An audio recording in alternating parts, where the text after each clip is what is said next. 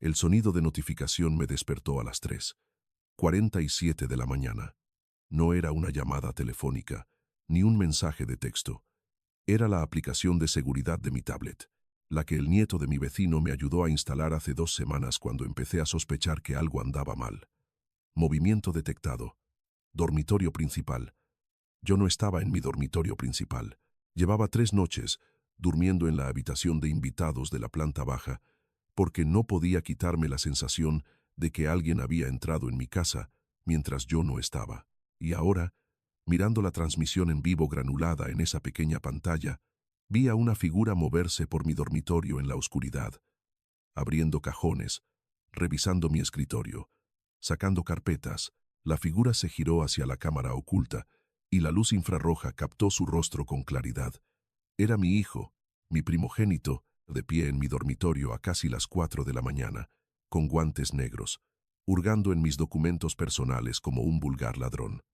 No me moví, no llamé a la policía. Me senté en esa cama de invitados y lo observé durante 11 minutos hasta que encontró lo que buscaba. Lo guardó dentro de su chaqueta y salió por la puerta trasera de la que todavía tenía llave. Luego cerré la aplicación, dejé la tablet en la mesita de noche y me quedé mirando al techo hasta que salió el sol. Mi nombre es Héctor Bernal. Tengo 67 años. Nací en Bilbao, en la época en que los altos hornos aún funcionaban a 3 turnos, y cada hombre en la ciudad tenía grasa bajo las uñas y un propósito en los huesos. Mi padre trabajó en los hornos durante 31 años. Mi madre limpiaba casas para las familias de la zona buena de la ciudad. Me dieron 2 cosas que valían la pena: una ética de trabajo inquebrantable y la creencia de que la palabra de un hombre es su garantía. Me fui de Bilbao a los 19 años con 400 euros y una camioneta Ford oxidada. Conduje hasta Madrid porque un amigo me dijo que allí había trabajo en la construcción. Tenía razón. Pasé 5 años vertiendo hormigón, levantando estructuras de casas y aprendiendo todos los oficios que pude. Electricidad, fontanería, tejados. No era el tipo más listo de la obra, pero siempre era el último en irse. A los 28 años, ya tenía mi licencia de contratista. A los 32, tenía mi propia empresa, Construcciones Bernal. Empecé con reformas residenciales, cocinas y baños principalmente, y luego pasé a proyectos comerciales, edificios de oficinas, centros comerciales, instalaciones médicas. Construí esa empresa de la misma manera que mi padre lo construía todo, con un día de trabajo honesto a la vez, sin atajos, sin juegos, cada contrato entregado a tiempo, o antes, cada apretón de manos respetado. Para cuando cumplí 50 años, Construcciones Bernal tenía 200 empleados y proyectos en 3 comunidades autónomas. No era una empresa del IBEX 35, no era glamurosa, pero era sólida, confiable, mía. Me casé con mi esposa, Carmen, cuando tenía 26 años. Era maestra de escuela con una risa que podía llenar una habitación vacía y hacer que se sintiera como un hogar. Ella me dio 2 hijos. Mi mayor, Carlos, vino primero, luego Mateo 2 años después. Los criamos en una casa de 4 habitaciones en Las Rosas, que yo mismo construí, cada clavo, cada tabla, las cenas de los domingos, los partidos de fútbol infantil, los viajes de campamento, todo el panorama. Carmen se aseguró de que esos chicos tuvieran todo. No todo lo que el dinero podía comprar, sino todo lo que importaba: modales, respeto, la comprensión de que nada en este mundo es gratis. Carmen falleció hace 4 años. Cáncer de páncreas. 7 semanas desde el diagnóstico hasta el funeral. 7 semanas para despedirme de la mujer que había sido mi ancla durante 37 años. No fingiré que lo manejé bien. Hubo meses en los que apenas salí de casa, meses en los que me sentaba en su silla de lectura y le hablaba como si aún pudiera oírme. Pero al final me levanté. Volví al trabajo porque eso es lo que Carmen habría esperado. Eso es lo que Carmen habría exigido. Y fue entonces cuando las cosas empezaron a cambiar. No de la noche a la mañana, no en una explosión dramática. Fue lento, como el agua que se filtra en una grieta de los cimientos. No te das cuenta hasta que toda la pared empieza a inclinarse. Carlos, mi hijo mayor, llevaba 10 años trabajando en la empresa. Lo había nombrado vicepresidente de operaciones 3 años antes de que Carmen muriera. Era bastante competente, bueno con los clientes, decente en la gestión de equipos, pero le faltaba algo que nunca pude nombrar con exactitud. Un hambre, un fuego. Hacía el trabajo, pero nunca le apasionó. Aparecía porque el sueldo era bueno y el título impresionaba en las cenas. No porque sintiera el mismo orgullo que yo sentía cuando me paraba frente a un edificio terminado y sabía que mis manos lo habían hecho realidad.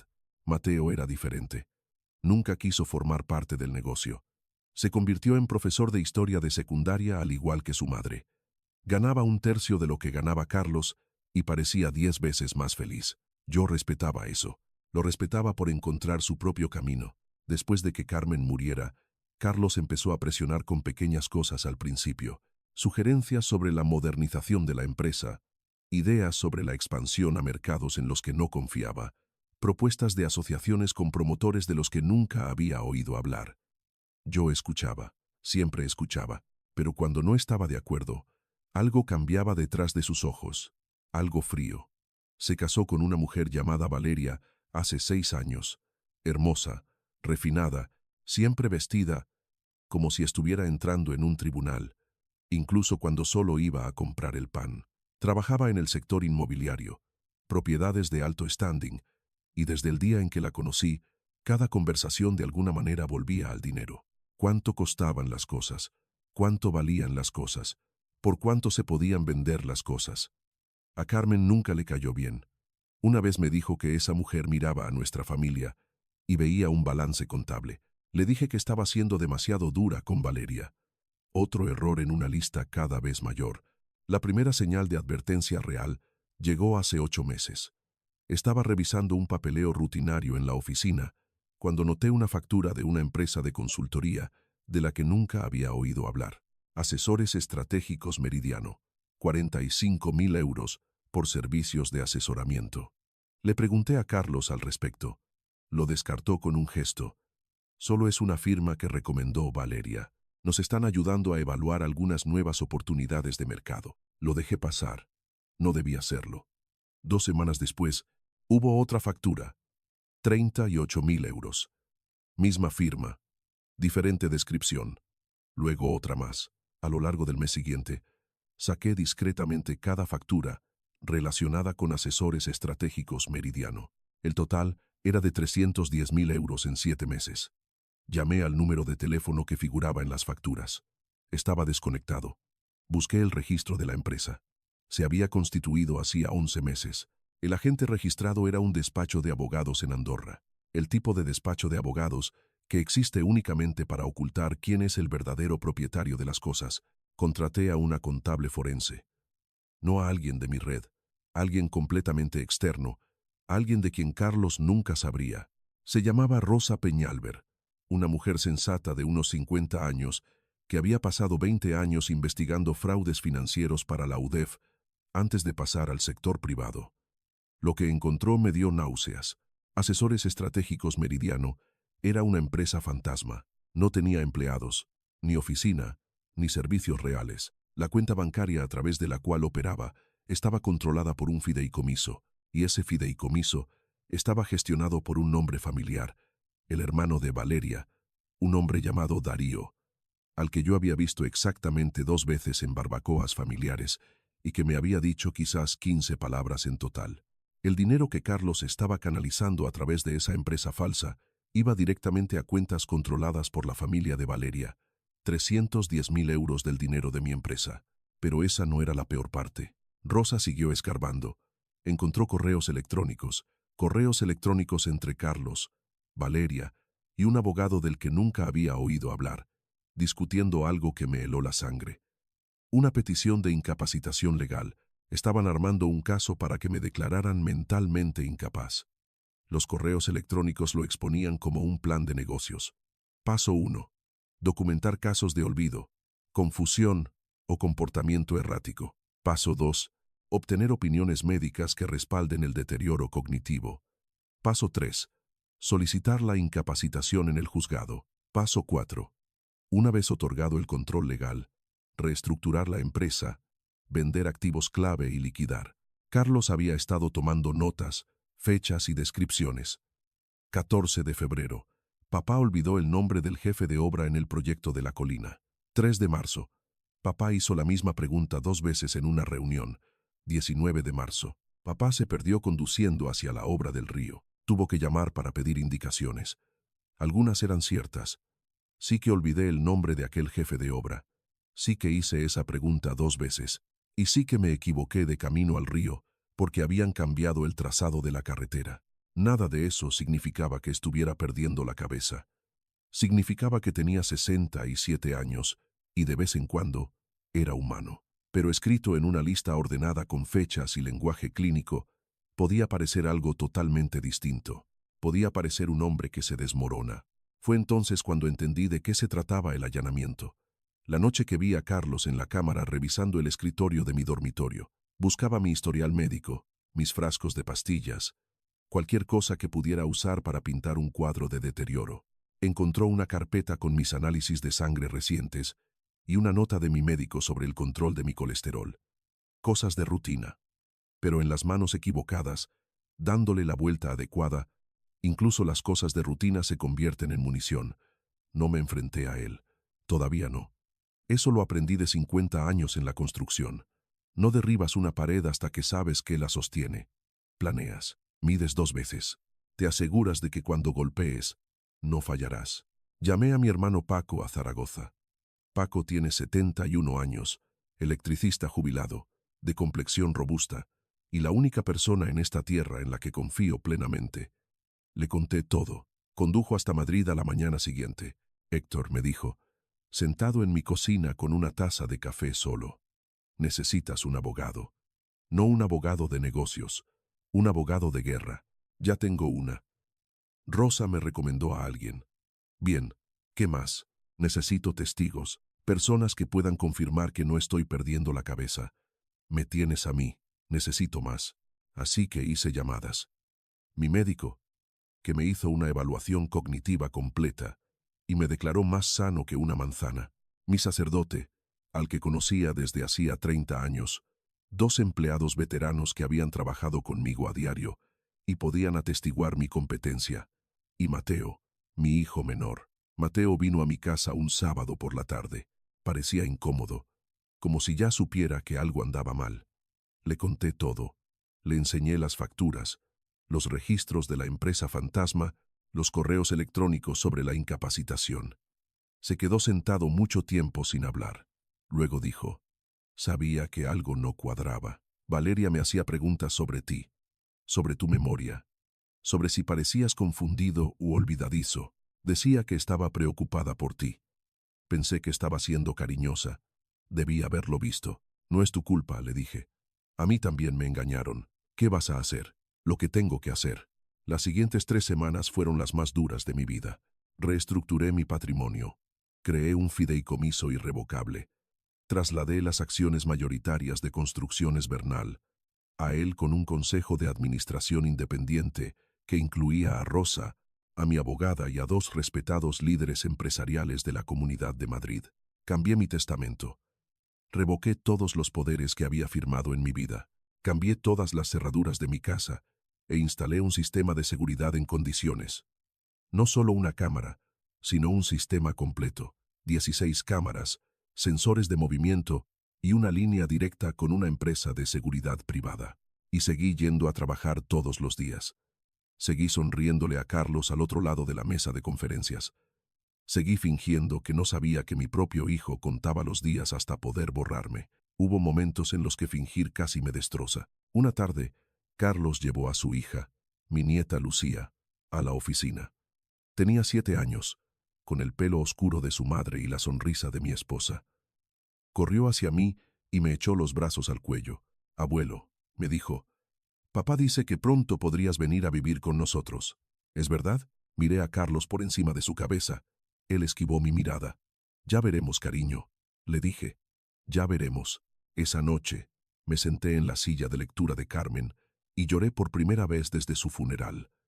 No porque estuviera triste, sino porque estaba furioso. Ya le estaban diciendo a mi nieta que el abuelo se mudaba con ellos, lo que significaba que el abuelo ya no podía vivir solo.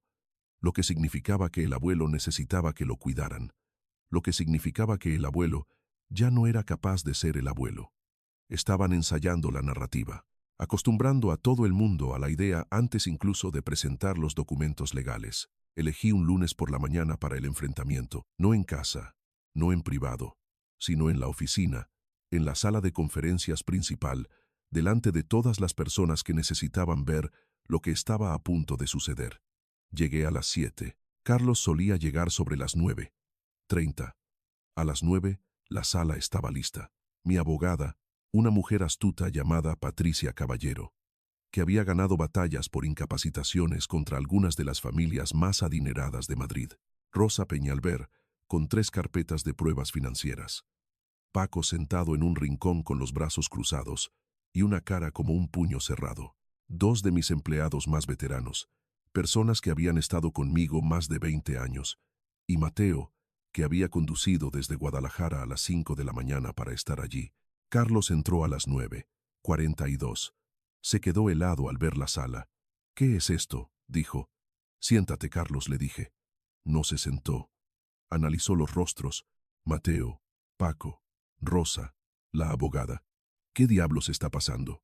«Lo que está pasando», dijo Patricia, abriendo su maletín, «es que estamos aquí para discutir los 310.000 euros que usted canalizó a través de una empresa fantasma fraudulenta llamada Asesores Estratégicos Meridiano». Carlos se puso pálido. «Esa es una empresa de consultoría legítima. Es un apartado de correos en Andorra, controlado por el hermano de su esposa», dijo Rosa.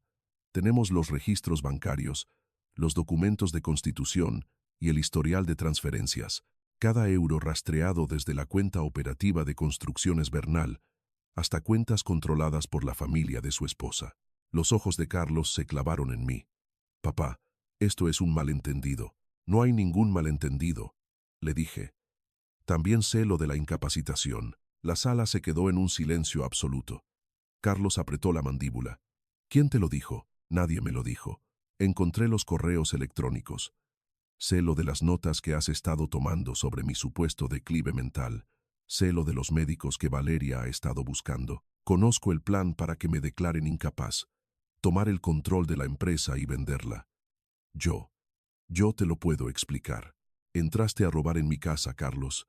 Te vi en la cámara a las 4 de la mañana, con guantes revisando mi escritorio, mi propio hijo, en mi propia casa, como un ladrón. Porque eso es lo que eres». Carlos se sentó. No porque yo se lo dijera, sino porque le fallaron las piernas. Durante un largo momento, nadie habló. Podía oír el reloj en la pared. Podía oír a Paco respirando por la nariz como hace cuando intenta contenerse para no decir algo que no debe. Entonces Carlos hizo algo que yo no esperaba. Empezó a llorar. No el tipo de llanto que haces para dar pena. El llanto feo. El que viene de un lugar profundo y roto. «Papá», dijo entre lágrimas, «no lo entiendes, Valeria». «Ella», le dije, «basta. No quiero oír hablar de Valeria. Eres un hombre adulto. Tomaste tus decisiones y ahora hay consecuencias». Patricia describió la situación. Los cargos por fraude que yo podía presentar, la exclusión automática de mi herencia bajo el nuevo fideicomiso, la orden de alejamiento que estábamos dispuestos a solicitar, la notificación al Colegio de Abogados sobre la participación del hermano de Valeria en lo que constituía un abuso financiero a un anciano. Carlos escuchó todo con la cabeza entre las manos. Cuando Patricia terminó, volví a hablar. «No voy a presentar cargos penales», dije. «¿Qué?», dijo Paco desde el rincón. «Todavía no», aclaré. «Carlos, vas a devolver cada euro. Vas a renunciar a esta empresa hoy mismo. Vas a firmar un documento reconociendo lo que hiciste. Y tú y Valeria se van a mantener alejados de mí hasta que yo decida lo contrario. Y si me niego, entonces Patricia presentará todo en la fiscalía esta misma tarde y no seré yo quien presente los cargos. Será la empresa, el consejo de administración, en nombre de cada empleado al que le robaste su participación en los beneficios». Miró a Mateo. «¿Tú sabías esto?». Mateo asintió. «¿Y te parece bien destruir nuestra familia?». «Yo no soy el que la ha destruido», dijo Mateo en voz baja. Eso fue lo que hizo estallar la habitación. Carlos se levantó tan rápido que su silla se estrelló contra la pared. Me señaló. «Siempre lo quisiste más a él. Siempre. El niño de oro. El profesor, el que era igual que mamá. Te lo di todo, Carlos. Y lo sabes. Me diste un trabajo. Me diste un título. Pero nunca me diste respeto. Me hiciste vicepresidente porque necesitabas a alguien que dirigiera las cosas mientras tú jugabas a ser Dios. No puedo tener esta conversación ahora mismo, le dije. Y no podía, porque parte de lo que decía tenía algo de verdad. Y la verdad entregada con rabia es la más difícil de enfrentar. Carlos se fue. No dio un portazo. Simplemente salió caminando y, de alguna manera, eso fue peor. El silencio es más pesado que el ruido. Las semanas siguientes fueron feas. Valeria contrató a un abogado y contraatacó. Afirmó que yo me estaba vengando de Carlos por un desacuerdo comercial. Dijo que los honorarios de consultoría eran legítimos. Dijo que mi comportamiento demostraba exactamente lo que a ellos les preocupaba. Un anciano, volviéndose paranoico y castigando a sus hijos por preocuparse por él. Las noticias locales se hicieron eco de ello. Magnate de la construcción acusado en una lucha de poder familiar. Dejé de leer los artículos después de que el tercero me llamara patriarca controlador que no sabe soltar las riendas. Pero las pruebas se sostuvieron. La documentación de Rosa era irrefutable. La empresa fantasma, las transferencias, los correos electrónicos. Cuando el abogado de Valeria vio el expediente completo en la fase de descubrimiento de pruebas, el tono cambió rápido. Comenzaron las conversaciones para llegar a un acuerdo. Mientras los abogados negociaban, sucedió algo que lo cambió todo. Era un martes por la noche. Mateo me llamó a las 11:00, cosa que nunca hace. Papá, me dijo, y su voz sonaba extraña. Carlos está en mi casa. Apareció hace una hora. Está borracho. Y está diciendo locuras. ¿Qué clase de locuras? Sigue diciendo que todo se ha acabado. Que Valeria lo ha dejado. Que se ha llevado a Lucía. Sigue diciendo que no le queda nada. Se me encogió el estómago. ¿Está a salvo? No lo sé. Se ha encerrado en mi baño. Y no quiere salir. Voy para allá. Conduje 45 minutos hasta Guadalajara en la oscuridad, a 140 kilómetros por hora por la autovía, con las manos temblando en el volante. Cuando llegué a la casa de Mateo, la puerta del baño seguía cerrada con llave. Carlos, le dije a través de la puerta, soy papá, vete. No me voy a ir a ninguna parte. ¿Por qué no? Te fuiste toda mi infancia. Las palabras me golpearon como un puño. Pero me quedé. Apoyé la espalda contra esa puerta y me deslicé hasta el suelo. Cuando tenías 9 años, le dije, te caíste de la bicicleta en la entrada y te rompiste la clavícula. Te llevé en brazos hasta el coche. Llorabas tan fuerte que apenas podías respirar. Y te dije, estoy justo aquí. No me voy a ir a ninguna parte. ¿Recuerdas ese silencio? Estoy justo aquí, Carlos. No me voy a ir a ninguna parte. Más silencio. Luego, el pestillo hizo clic. La puerta se abrió. Mi hijo estaba sentado en el suelo de baldosas con los ojos enrojecidos y una mirada vacía que me aterrorizó. Se llevó a Lucía. Susurró. Valeria se llevó a mi hija y se fue a casa de su madre a Sevilla. Dijo que yo era una carga, que arruiné el plan, que yo era débil. Me senté junto a él en el suelo de ese baño. 2 hombres adultos en las baldosas frías a medianoche. Debí habértelo dicho, dijo. Debí haber acudido a ti cuando ella empezó a hablar de ello. Pero estaba enfadado, papá. He estado enfadado contigo durante mucho tiempo. ¿Por qué? Por no ser nunca suficiente. Por haber trabajado toda mi vida para impresionarte y nunca sentir que lo logré. Por verte construir esa empresa y saber que yo nunca podría construir nada así de bueno. Eso no es verdad. Es verdad y lo sabes. Mateo es igual que mamá.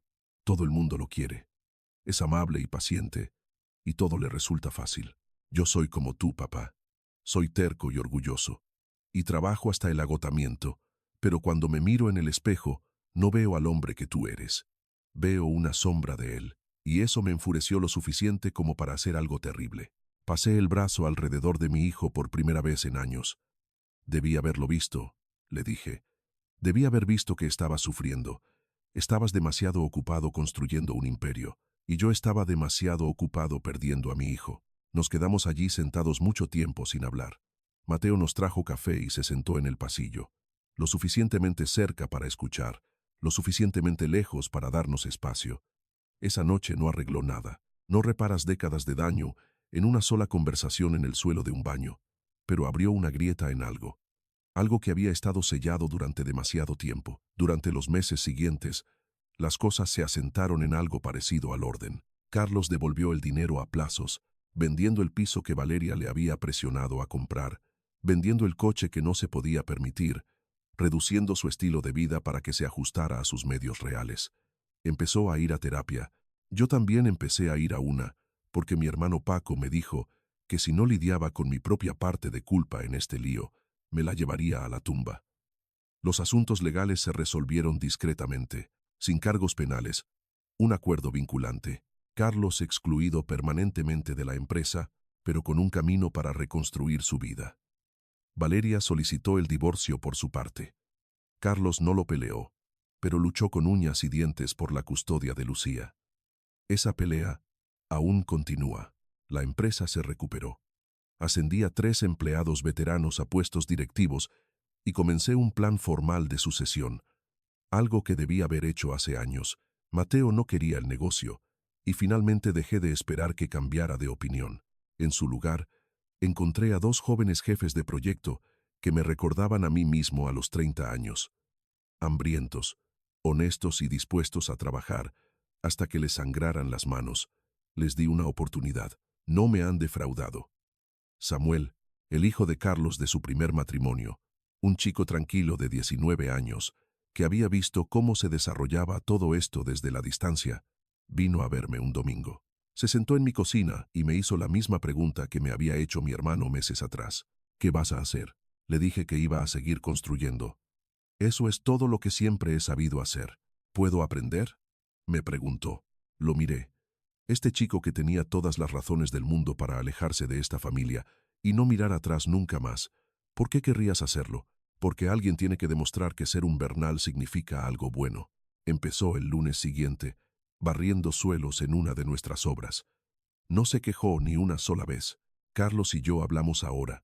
No a menudo, no con facilidad. Principalmente llamadas cortas donde decimos muy poco, pero cada palabra cuenta. La semana pasada me llamó y me dijo, «Papá, lo siento, no por el dinero, por todo». «Lo sé», le dije. «Yo también lo siento». «¿Por qué?» «Por no haber sido el padre que necesitabas. Eso no es. Déjame terminar. Construí una empresa. Estoy orgulloso de eso. Pero en algún momento del camino, confundí construir una empresa con construir una familia. Y no son la misma cosa. Tu madre lo sabía. Intentó decírmelo. Debí haberla escuchado. Se quedó en silencio un momento. ¿Vamos a estar bien? No lo sé, le dije. Pero creo que vamos a intentarlo. E intentarlo es más de lo que hemos hecho en mucho tiempo. El domingo pasado, Paco vino a cenar. Nos sentamos en el porche trasero con 2 cervezas y vimos ponerse el sol sobre el jardín que Carmen solía cuidar. «Te ves diferente», me dijo. «¿Diferente cómo?» «Más ligero.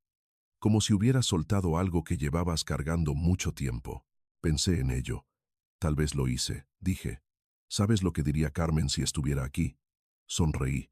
Diría, «Ya te habías tardado, Héctor». Él se echó a reír. Tendría razón. Ella siempre tenía razón. La verdad es que no sé cómo termina esta historia. Carlos y yo todavía estamos encontrando nuestro camino. Lucía está creciendo en Sevilla, y cada día que no está aquí es un día que me duele en el pecho. La empresa es fuerte, pero tengo 67 años, y el cuerpo no miente sobre el paso del tiempo de la manera en que a veces lo hace la mente. Pero sé una cosa. Sé que cuando mi hijo entró a robar en mi casa a las 4 de la mañana, no solo estaba robando documentos, estaba robando mi dignidad, mi derecho a ser tratado como un hombre, no como un problema que hay que gestionar, mi derecho a decidir mi propia vida. Y cuando me senté en esa sala de conferencias y puse la verdad sobre la mesa, no solo estaba protegiendo mi dinero o mi empresa, estaba protegiendo algo que no tiene precio, el derecho a mirarme en el espejo y saber que no dejé que el miedo, el amor o la culpa me convirtieran en la víctima de nadie. Si estás escuchando esto, y eres viejo como yo, o estás llegando a serlo, quiero que escuches algo. Tu edad no te hace menos. Tus canas no te hacen débil. Tu paso más lento no te hace irrelevante. Y si alguien, quien sea, incluso tu propia sangre, intenta convencerte de que eres demasiado viejo para importar, demasiado confundido para decidir, demasiado frágil para luchar. Míralos a los ojos y demuéstrales que se equivocan, no con ira, no con venganza, sino con la certeza silenciosa e inquebrantable de que te has ganado tu lugar en este mundo. Y nadie tiene derecho a quitártelo, ni tus hijos, ni sus abogados, ni ningún documento presentado en algún juzgado, nadie. Mi nombre es Héctor Bernal, tengo 67 años. Construí algo real con mis propias manos. Casi lo pierdo por culpa de las personas que más amaba. Y sigo aquí, sigo en pie, sigo construyendo. Eso no es terquedad, eso es dignidad, y es mía. Me la he ganado, y nunca dejaré que me la arrebaten.